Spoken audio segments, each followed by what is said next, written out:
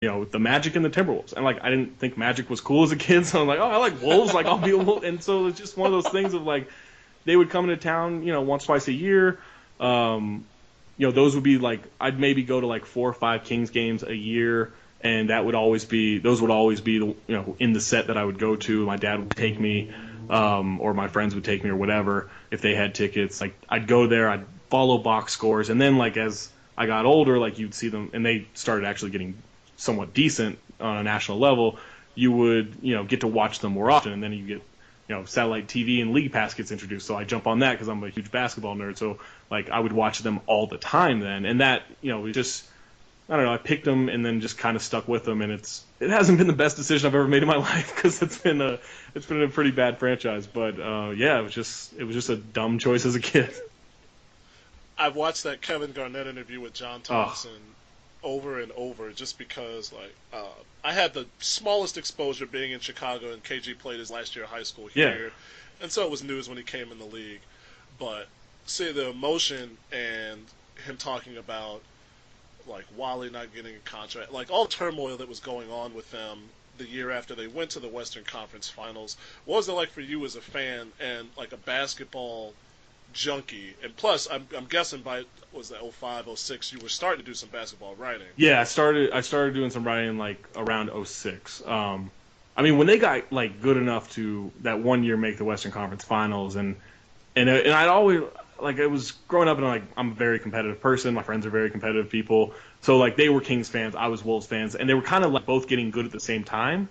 So that was, and then they ended up playing each other in the second round of that playoff series. So like that was like a big thing for me because like it was like me against my friends kind of deal, which was Yeah. which ended up being really dumb, but it was like just one of those competitive things growing up, and so like it was, I felt like watching Kevin Garnett.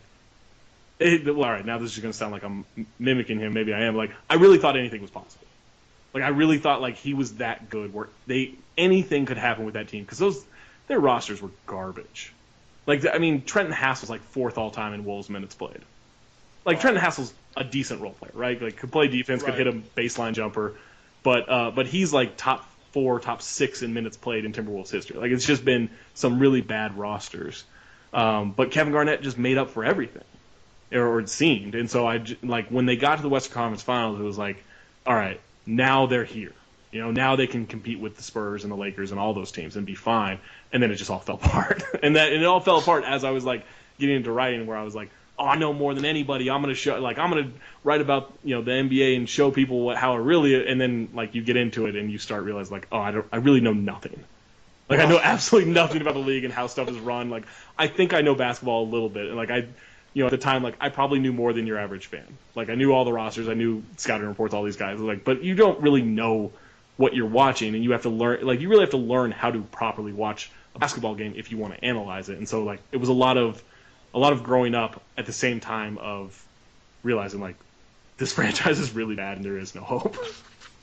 Let's delve a little deeper into that because I know just for me now, when I was younger, I watched basketball a certain way. Plus, I was spoiled. I was in grade school when the Bulls. Yeah, that's really, not really fair, good. man. That's really Well.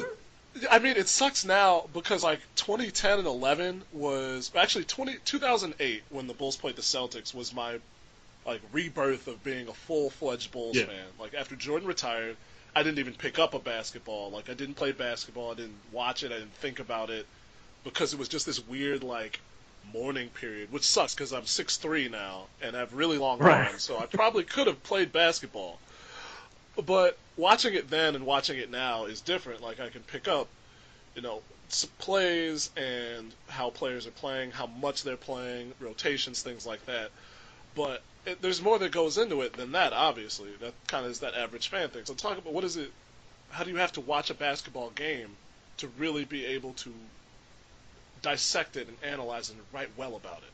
I think like for me, I was when I play like growing up, like I was one of the tallest kids in my class, and you've met me, like you see that my growth spurt didn't keep going because like I'm 6 feet tall, like I'm not that, but I was like one of the tallest kids until like 7th grade, so I was always a big man. So like I wasn't very good, but like I had a decent post game and I could play defense and like I could rebound, and so I I knew the plays. Like I could tell you where anyone needed to be on the court. So then as like I became the shortest person on the court most of the time, it became like, oh, well, I should learn how to be a point guard because like I'm gonna need to learn how to dribble, need to learn how to shoot, and need to learn how to like do all this stuff. And I do know It's like the reverse Anthony right, Davis. exactly. Like in so many ways, I'm the reverse Anthony Davis, so that works perfectly.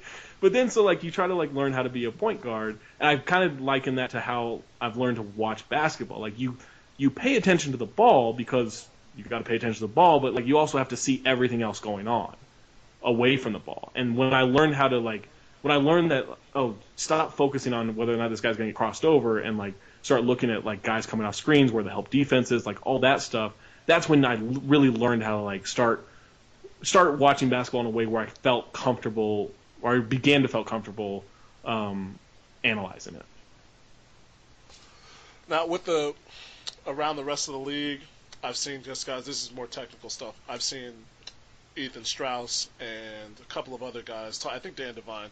After the Warriors lost their first game, which I think the rhetoric was crazy. My friends every day were like, we would bandy around like, do you think the Warriors are going to lose again? But it got semi-serious, which kind of made me mad. Like, they're going to lose one. But with the Warriors, how well do you think they're going to do? And then, now that the talk has died down, a lot of talk has been on the Spurs and how good they are, which the Spurs they might be 22-5 if they played last night. And they only didn't get any press because the Warriors have been so good. So, yeah, it's interesting, and I'd throw maybe I'm crazy here, but I'd throw the Thunder in there as well because I just think the combination of Durant and Westbrook, and I don't think I wouldn't pay Cantor $17 million a year, and I don't know what to make of Dion Waiters other than I think he's kind of a bad basketball player. But other than that, like I really like their team. Like they're very deep, they're very balanced, they're learning the system, the ball movement's gotten better. So they're definitely below the Warriors and Spurs. I think they can get there by the end of the season to be in that conversation, just based on the talent and what I see from the system. But yeah, it is like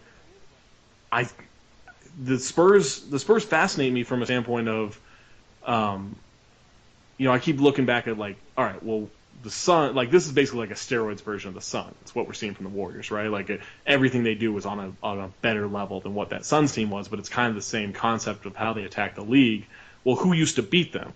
Well, the Spurs did. The Spurs did it by being this slow, methodical, defensive-oriented team that could get big buckets when they needed to, and they've kind of gone back to that. They were that team when the Suns were really a threat, and then the Suns didn't become a threat anymore, and they were like, hey, we should become an offensive team too and become this freewheeling team. And so they did that, and it worked for them. They won a title, and now it's gone back to like, well, we got to stop this Warriors team. Like, let's go back to that. And I don't know that that's actually the thought process, but that's what it looks like to me.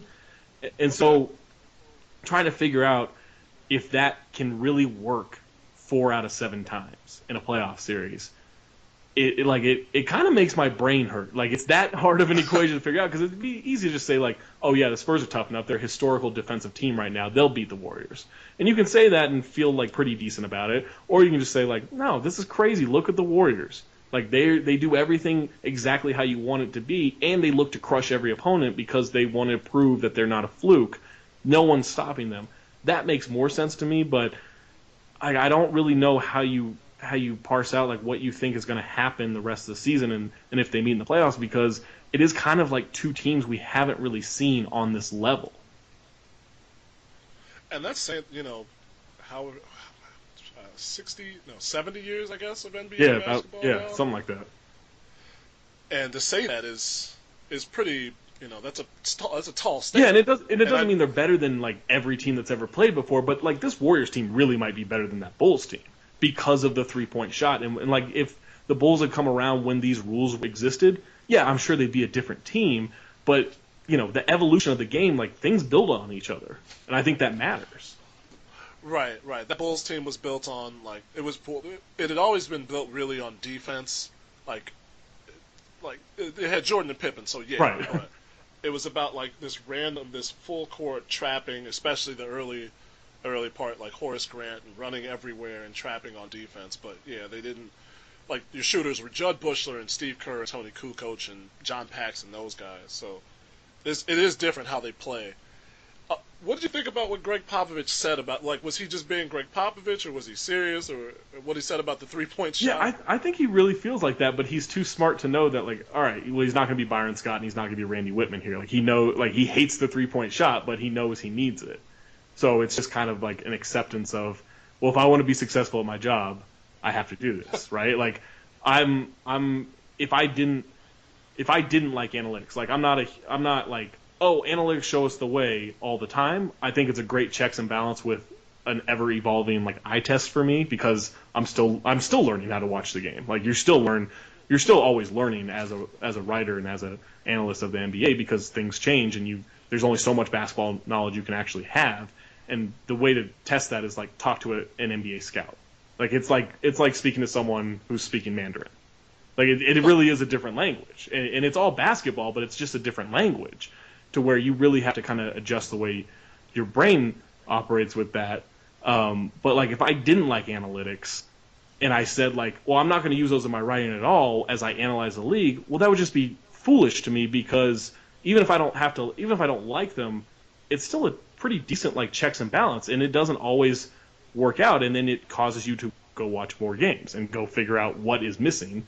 And I just think like that's kind of what the 3-point shot is for Greg Popovich, of like, no, I don't like it, but I need it.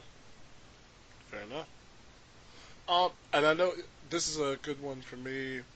When you were at that conference, you were on there with Lang Whitaker, and you were on the board with. Oh, now I'm just completely blanking. Man, Eddie Masonette, who's yes, phenomenal writer, really phenomenal writer. More people should check him out. And then Andrew Nicholson, who does kind of like web reporting, social media stuff for the Kings. Right.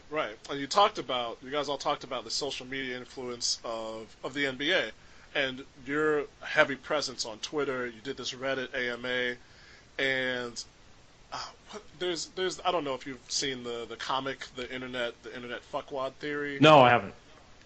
It basically says you take the variable of person who's angry about something, and then the anonymity of the internet, and you have the internet fuckwad. And that's very accurate. Right. It's basically every comment section on every news article you've ever right. seen. How do you navigate Twitter to still kind of be able to talk to people and feel good about living on Earth? Because you seem like a pretty jovial guy, like a jovial enough guy on Twitter. Yeah, I mean, I can definitely like be a dick to people on Twitter, and often am. But like to me, it's like just kind of talking trash with your friends, right? Like it's like, to me, that's what it is. Like I don't know these people. Well, I know some of them, but I don't know the majority of these people. But like if you come at me with something, well, I'm just going to come at you back with something. Like to me, that's just interaction, and especially in like a, like everything's a pissing contest on the internet, right? So, right. who can piss farther? Like let's find this out. And so that's what it becomes. But I also like I know exactly how dumb I am. So like I'm not trying to pretend to be something I am, other than like pretending to be a basketball expert. Like that's the only thing I really pretend to be on the internet. But other than that, like I'm not really, like I'm not pretending I'm the smartest guy. Like if I know I'm smarter than the person I'm arguing with, that's great. But I know exactly like when I'm not, and because of that, like I don't really take myself too seriously. So where it's all just arguing with people on the internet. So how seriously can you take that? Like it becomes a job for some people, and it's technically a job for me in ways. But I think about like I've got a really cool life. Like I get to go to any basketball game I want, and I get a good seat, and I get to talk to people about it after, before, during, and after. And that's all since I figured out I wasn't going to play in the NBA, that's all I've wanted to do. So like how mad can I really get if someone says like what you wrote was stupid? Like, yeah, it might have been stupid. I don't know. I liked it, and maybe some other people liked it. So I don't know. Like, I don't see how like I'm gonna get angry with people for disagreeing with me. I disagree with me sometimes. When I'll write something, and then a month later I'll look at it and I'm like, well, that was really stupid. Why did I say that? No, I saw you wrote about getting death threats on the DDL. Yeah. And I thought it was like, yeah, that sounds like what would happen. Yeah, Cavs fans and then Mavericks fans. That entire like 2010 to 2011 run was. Oh, really? That was like I wasn't the most popular person on that channel at the time.